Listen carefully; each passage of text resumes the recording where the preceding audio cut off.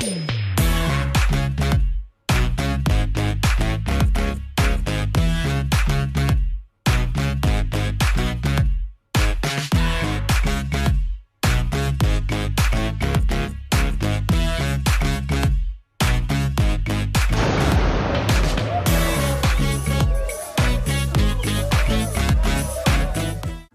to this week's Blonde Intelligence. I'm your host, Miss Roni, where I always seek to give you exquisite cranial repertoire. And these past couple of weeks, there's been so many things going on, but the major thing for me, it's a lot of, to me, things that think people should be worried about, such as the price of food and what's going on with the agriculture industry and how it affects the entertainment industry. The collapse of the American agriculture industry would have significant financial repercussions for the entertainment industry. The intertwining of these sectors, particularly reality TV, the intertwining of these sectors can be attributed to various economic and cultural factors. Firstly, the American agriculture industry contributes billions to the economy, which directly affects consumer spending power. And I know right now, I can't remember what network it is particularly, but a lot of people are canceling their subscriptions. Since I only subscribe to Tubi and I know that it's not Tubi, I'm not going to worry about it. But a lot of people are saying in their posts that we're the consumer. We're the one who control what dollars major entertainment giants receive. So it does directly affect consumer spending power, and consumers do have the spending power. And the power is in the consumer. As agriculture outputs decline, food prices are likely to rise, leading to decreased disposable income among consumers. This drop in discretionary spending can result in a lower viewership of reality TV shows, as audiences may prioritize essential spending over entertainment. Research from the Bureau of Economic Analysis indicates that a 10% increase in food prices can reduce entertainment spending by approximately 5%. This was in 2022. This trend could significantly impact the revenue generated from advertising and sponsorships for reality TV shows, as brands may pull back on marketing investments during economic downturns. So I think that a lot of people like that are in like these ad sponsorship program, partnership programs or whatever.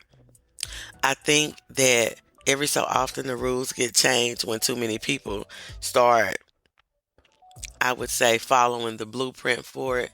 And that's to keep, I think, the company within the financial gains that they want to be in. But secondly, reality TV shows thrive on the portrayal of glamorous lifestyles, often showcase luxury and excesses that can become less relatable during economic hardships, like going to spend the money on the nails, going spend the money on the hair, men buying expensive cars but living in the dump. I mean, things like that. Trying to showcase, hey, I'm living the life. For instance, I'm not going to say the name of this show, but it often depicts affluent lifestyles that may appear out of reach for a financially strained audience. A study published in the Journal of Media Economics illustrates that reality TV programs focusing on wealth and luxury experience a decline in viewership ratings during periods of economic instability. As audiences find it difficult to connect with the lavish lifestyle showcased in these shows, networks may face declining ratings, leading to reduced funding and production of new seasons. So I even think about shows like Love and Hip Hop and Baddies and all these shows like this.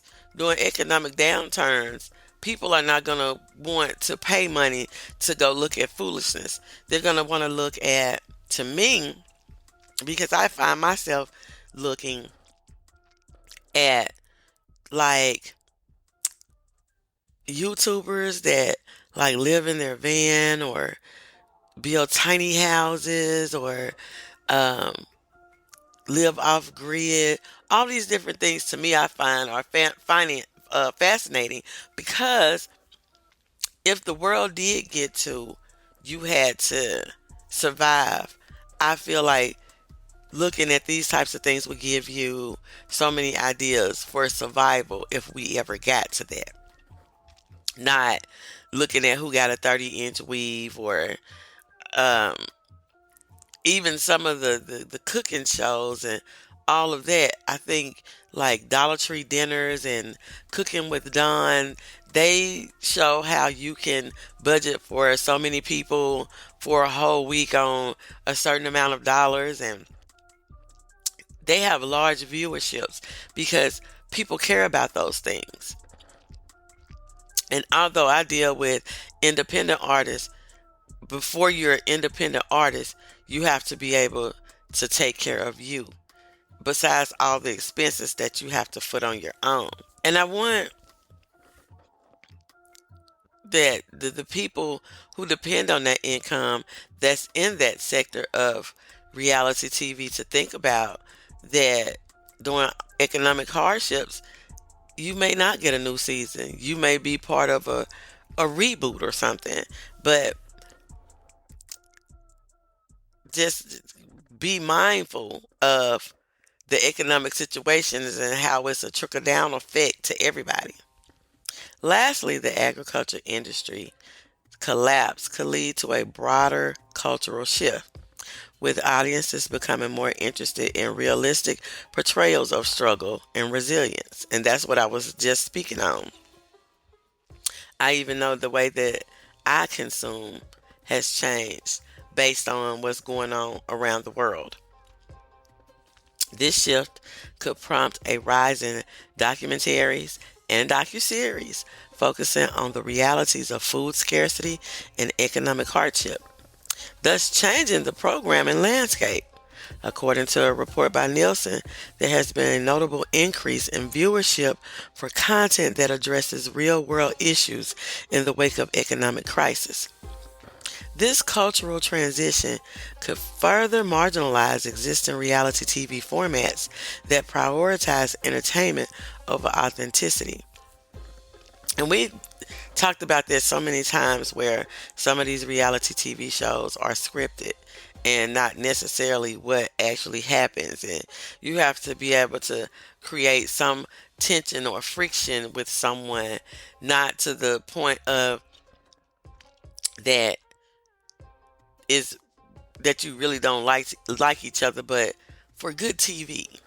And I think that people are going to get tired of that when they're hungry or worrying about how they're going to pay their rent or their mortgage, or you're working and all your money go to bills before you even get your paycheck. So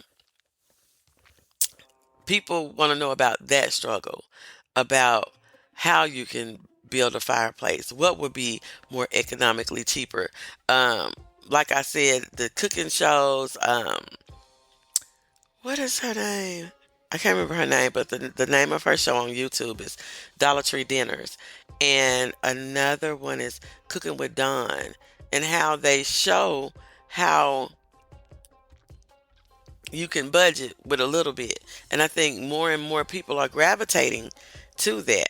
In conclusion, the collapse of the American agriculture industry would financially impact the entertainment industry, particularly reality TV shows, by reducing consumer spending, altering viewership dynamics, and fostering a shift in content preference.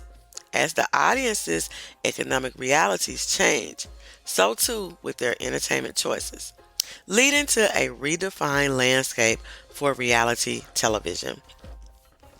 And I was watching probably listening because it was like 2 or 3 o'clock in the morning to like I can't remember exactly what it was called, but it had where they were giving advice.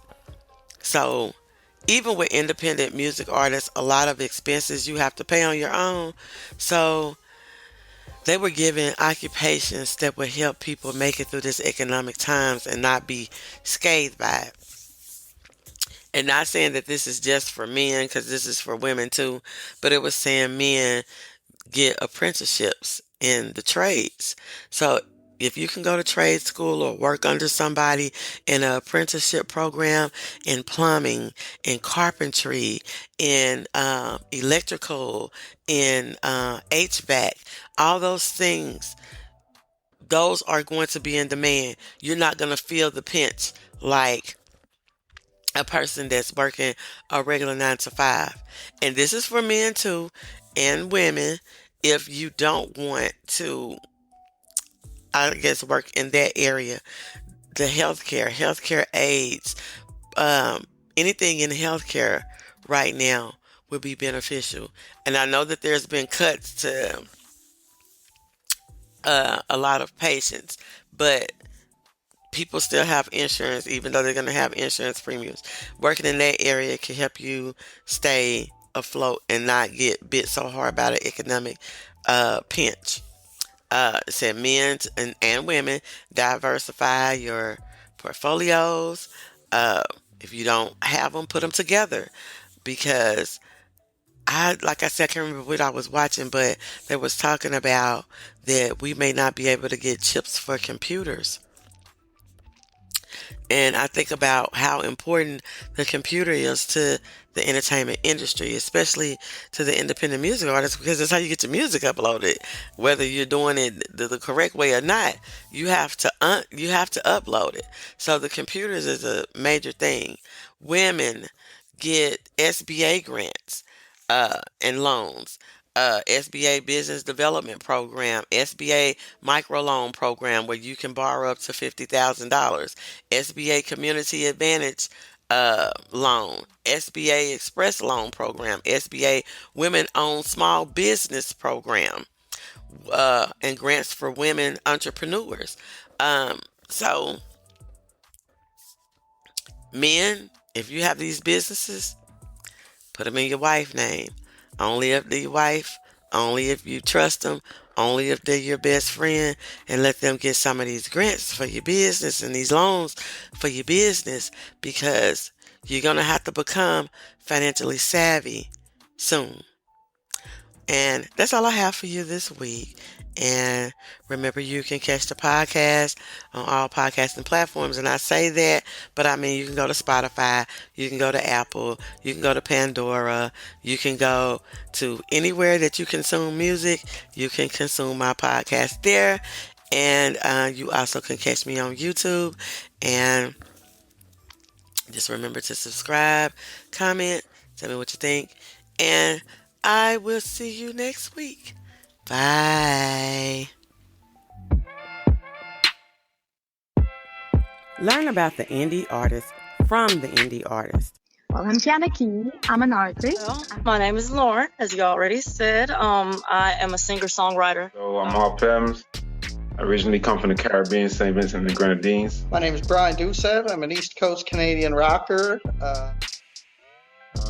And then I found myself in Las Vegas, where I'm at currently, for dancing for Cirque du Soleil with my own solo. But also learn from music industry professionals. I'm a music producer. I've been producing professionally for about 14 years. I have worked with a couple people in the industry, Grammy-nominated Trev Rich, Nisha from 702. After I got my deal with Universal Music, after the Alicia Keys and Gunna record and many others that I've done, and then Alicia Keys was the #1 adult R&B song of the year. I asked the questions. That's a great question. Yeah, it's a good question. Ooh, that is a good question. Wow. I love all these questions. These are great. Like most of the questions that I get are like, tell me about Justin Bieber. It's like, Indie Artist Music Hustle is for the indie artists, their fans, industry professionals, and the music lover. Subscribe on YouTube, Facebook, or the podcast on Apple, Spotify, Pandora, or Blonde Intelligence Facebook page. Don't forget to add me to your playlist. Bye. It's been really fun, especially talking to someone across the pond. That's cool.